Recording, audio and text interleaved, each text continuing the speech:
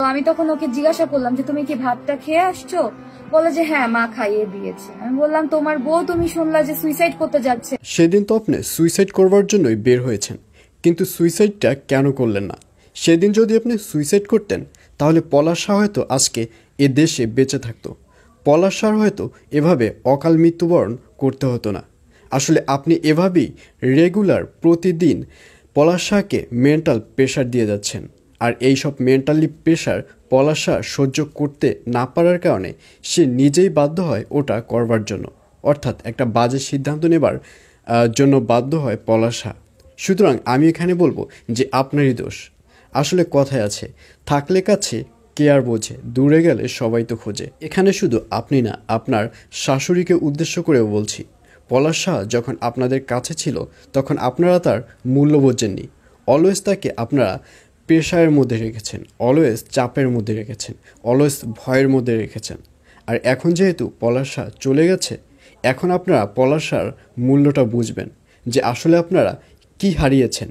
আপনারা দুই পক্ষ, অর্থাৎ আপনি যে বউ এবং শাশুড়ি, এই দুই পক্ষ যদি একটু স্যাক্রিফাইস করে চলতেন তাহলে কিন্তু আপনার হাজব্যান্ডকে হারাতে হতো না, এবং পলাশ শাহর মার তার ছেলেকে হারাতে হতো না।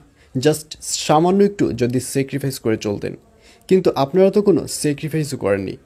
আপনি চেয়েছেন আপনি যা বলবেন সেই অনুসারে সংসার চলবে, সেই অনুসারে পলাশ শাহ চলবে। আবার পলাশ শাহর মা চেয়েছে যে পলাশ শাহকে যেহেতু ছোট থেকে এত বড় করেছে সেহেতু পলাশ শাহ তার কথায় চলবে। কিন্তু পলাশ শাহ তো হচ্ছে একটা মানুষ, তার তো নিজস্ব একটা ব্যক্তির স্বাধীনতা রয়েছে, সেও তো চায় তার নিজের মতো চলতে। কিন্তু আপনারা যে পলাশ শাহকে প্রতিনিয়ত মেন্টালি প্রেশার দিয়েছেন, যার কারণে পলাশ শাহ আজকে এত বড় একটা বাজে কাজ করার জন্য বাধ্য হয়েছিল। আমি বলবো এখানে পলাশ শাহর মোটেও দোষ নেই। অনেকে বলছে যে পলাশ শাহ ঠিকমতো তার মাকে কন্ট্রোল করতে পারে না, পলাশ শাহ ঠিকমতো তার ওয়াইফকে কন্ট্রোল করতে পারে না। একটা মানুষ, আমরা তো আগেই জানি যে পলাশ শাহ কোন কোয়ালিটির লোক। সে হচ্ছে চাপা স্বভাবের। কিছু কিছু মানুষ আছে বউয়ের গায়ে হাত দেয়, মায়ের সাথে বাজে ব্যবহার করে।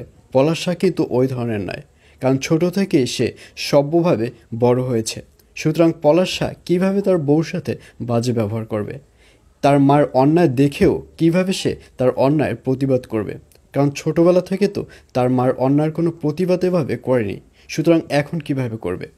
আর এর জন্যই না পেরেছে ওয়াইফের সাথে, আর না পেরেছে তার মায়ের সাথে, যার কারণে এক পর্যায়ে নিজেই এই ধরনের একটা বাজে কাজ করতে বাধ্য হয়েছে। পলাশ শাহ ভেবেছে যে আমাকে নিয়েই তো যত ঝামেলা, আমি যদি পৃথিবী থেকে চলে যাই তাহলে তো সকল ঝামেলার সমাধান হয়ে যাবে।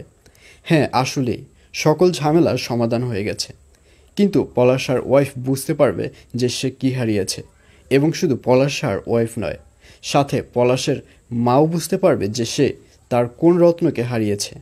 তার অবশ্য আরও দুজন ছেলে আছে, কিন্তু সেই দুজন ছেলে এবং পলাশ শাহ, এদের মধ্যে কিন্তু আকাশ পাতাল ব্যবধান। সেই দুজন ছেলের আচার আচরণ এবং পলাশ শাহর আচার আচরণ, এদের মধ্যে কিন্তু ফার ফার ডিফারেন্স। সুতরাং আমি মনে করি যে এবারই তারা আসল ব্যাপারটি বুঝতে পারবে। শুনতে পেরেছি যে তাদের পলাশ শাহর যে সম্পত্তি রয়েছে, পলাশ শাহর যে আসবাবপত্র রয়েছে, সব কিছু নাকি ভাগ করে দেওয়া হয়েছে। আচ্ছা, এখন আসবাবপত্রের সাথে কি পলাশ শাহর স্ত্রীর সংসার করবে? আমি মানলাম যে পলাশ শাহ বলেছে যে স্বর্ণগুলো সব তার স্ত্রীকে দিতে। স্বর্ণ দিয়ে কি পলাশ শাহর স্ত্রীর সংসার করবে? স্বর্ণ দিয়ে কখনো সংসার করা পসিবল নয়। আর এজন্যই বলছি যে পলাশ শাহর স্ত্রী এবার বুঝতে পারবে যে সে কোন রত্নটি হারিয়েছে। আর হ্যাঁ, আমি কারো সাপোর্টে কিন্তু কথা বলিনি, আমি পলাশ শাহর ওয়াইফের সাপোর্টেও কথা বলিনি, পলাশ শাহর মার সাপোর্টেও কিন্তু কোনো কথা বলিনি। যেটা ন্যায্য আমি সেটাই বলেছি। আমি মনে করি এখানে দুই পক্ষেরই দোষ রয়েছে। পলাশ শাহর মার যেমন দোষ রয়েছে, পলাশ শাহর স্ত্রীরও ঠিক তেমন দোষ রয়েছে।